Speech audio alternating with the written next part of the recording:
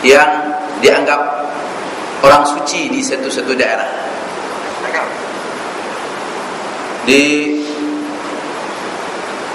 Sampai di Yaman, setelah habis urusan perniagaan, seorang sahabat rapat kepada Sayyidina Abu Bakar, telah ajak Abu Bakar untuk ziarah seorang padri yang sangat terkenal di sana. Kata Abu Bakar, saya boleh saja menemani kamu, tapi saya tak mau jumpa itu padri. Kata sahabatnya, baiklah, temani saja saya. Sewaktu sahabatnya berdepan dengan padri ini, setelah selesai urusannya, maka padri itu berkata, tolong bawa sahabat itu masuk, sahabat kamu itu masuk ke dalam, ke kamar saya.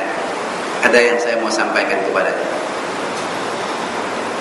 Jadi ketika Abu Bakar masuk berhadap-hadapan dengan padri ini bertanya, apakah kamu orang Quraisy? Ya, saya orang Quraisy. Ada apa yang berlaku di kota Mekah sekarang? Tidak ada apa-apa, biasa-biasa saja. Kata padri ini, sekarang ada seorang lelaki yang orang itu paling dekat dengan kamu. Dia mengaku dia utusan Allah.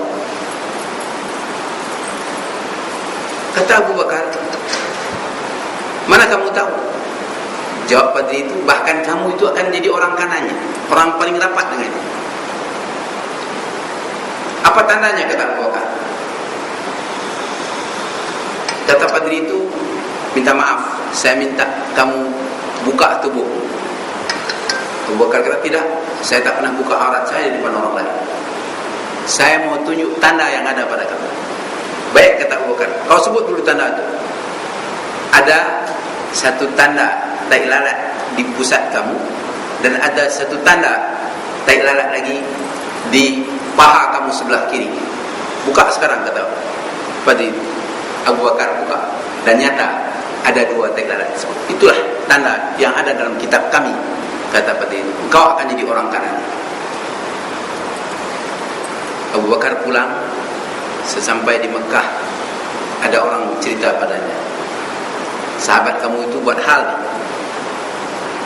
Teringat Abu Bakar akan kisah, dan langsung Abu Bakar datang kepada Rasulullah dan bertanya, "Hei Muhammad, ada berita yang disampaikan kepada saya mengenai kamu." "Ya, saya adalah utusan Allah, dan saya menyampaikan wahyu dan menyuruh manusia supaya sembah Allah, dan saya utusannya." Abu Bakar bertanya beberapa perkataan untuk kepastian, dan dia dapat jawaban seperti yang dijawab oleh padri di Yaman. Sebenarnya panjang dialognya itu, saya tak cerita dapat di sini.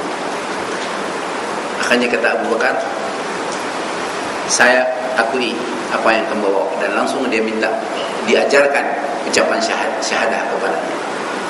Maka dia adalah lelaki yang pertama yang di luar daripada keluarganya, selain daripada Khadijah, Zaid dan Ali dalam rumah Rasulullah SAW. Keimanan inilah yang menjadikan dia as-siddiq, membenarkan dan akui segala apa yang sampai daripada Allah Subhanahu wa taala, tak pernah terbetik di hatinya walau sebesar debu akan keraguan. Jamaah yang dirahmati Allah Subhanahu wa taala, Abu Bakar berkorban segala-galanya. Ketika orang kafir memukul Nabi di depan Kaabah, dia menerkam mereka, dan sewaktu dia menerkam mereka, tengkuknya pula dijerat, dan dia ditendang mukanya sampai pecah mukanya, dan Rasulullah terlepas. Waktu dia jaga sedar daripada pengsannya, ucapan pertama yang dia tanya kepada ibunya sendiri, "Di mana Muhammad?" Kata ibunya, "Engkau pun sakit, apa engkau pikir pula hal Muhammad?" Dia kata, "Saya tak mau bercakap lagi dah." Dia diam dan dia tunggu jawaban. Akhirnya dia dapat berita daripada saudaranya, Muhammad masih hidup dan masih selamat. Dia kata, "Saya tak mau makan, ketika ibunya hidang makanan, saya tak mau makan selagi saya tak berdepan wajah saya dan dengan wajah Nabi Muhammad SAW. Ketika hari telah petang, sudah gelap malam, dia dipapah oleh ibunya sendiri, bawa ke Darul Arqam. Setelah dia bertemu dengan Nabi Muhammad, baru dia mau makan. Dia korbankan darah dagingnya, yaitu dia beri anaknya yang gadis kepada Rasulullah SAW di umur yang sangat muda, ketika umur 9 tahun. Dan dia berhijrah bersama dengan Nabi Muhammad di malam yang sangat kritis, ketika rumahnya telah dikepung. Dia naik ke Gua Sur bersama Nabi Muhammad. Siang harinya gua itu dikepung, dan dia menangis karena khawatir kalau pada hari itu Nabi Muhammad terbunuh, agama Islam tak akan ada lagi di muka bumi. Kisah ini dikekalkan di dalam Quran dengan firman Allah, yang Allah ulang balik ucapan Nabi Muhammad kepada Sayyidina Abu Bakar, la takhaf wa la tahzan, innallaha ma'ana. Setelah Rasulullah SAW berjuang habis-habisan bersama sahabat, Abu Bakar sentiasa mendampingi sampai waktu sakit. Rasulullah berpesan Abu Bakar menjadi imam mengganti Rasulullah. Sekali peristiwa Umar mengganti Rasulullah. Rasulullah dengar dari dalam kamarnya suara Umar garang, tidak seperti biasa. Abu Bakar suaranya perlahan dan rendah. Rasulullah tegur. Rasulullah mengatakan tetap dia mau Abu Bakar menjadi imam. Ini adalah merupakan isyarat, gambaran, bayangan yang diberi oleh Rasulullah bahwasanya yang mengganti dia adalah Abu Bakar. Ketika wafat Rasulullah SAW, waktu itu kita tahu bagaimana kekuatan ketenangan Abu Bakar berbanding dengan orang lain. Sejarah menyebut sebaik saja wafat Rasulullah, Umar berkata, siapa yang berkata Muhammad mati, saya bunuh dia. Waktu itu keadaan jadi kacau.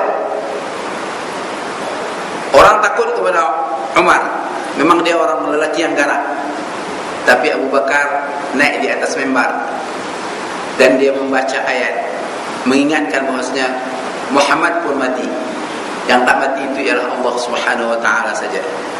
Waktu itu Umar yang duduk di tepi mimbar itu berkata, seolah-olah aku tak pernah baca ayat ini sebelumnya. Barulah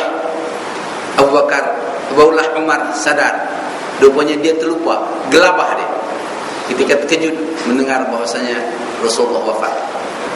Memang kenyataannya Nabi atau Rasul pun pasti akan wafat, dan tak akan ada orang yang tidak wafat di muka bumi. Kullu man 'alaiha fan wa yabqa wajhu rabbika dzul jalali wal ikram.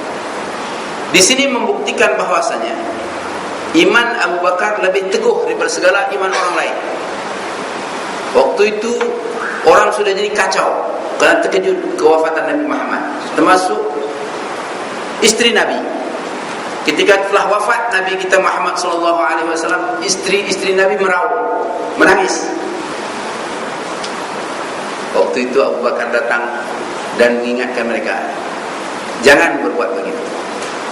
Tapi di celah-celah suara Abu Bakar ada suara lain yang mereka dengar bersama. Tidak begini istri para Nabi. Beberapa bulan kemudian mereka bincang, suara siapa itu? Masing-masing bertanya, tapi tidak ada jawaban. Akhirnya Abu Bakar beri jawaban. Itu adalah suara Nabi Ilyas yang datang ziarah, rohnya ziarah waktu kewafatan Nabi.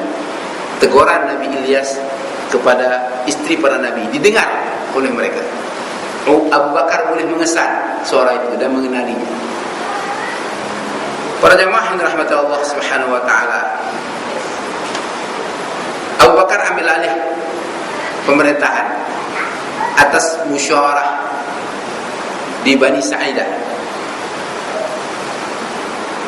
Tindakan yang pertama ialah Abu Bakar memerintah untuk menundukkan para pemberontak yang tak bayar zakat dan tak mau sembahyang di waktu.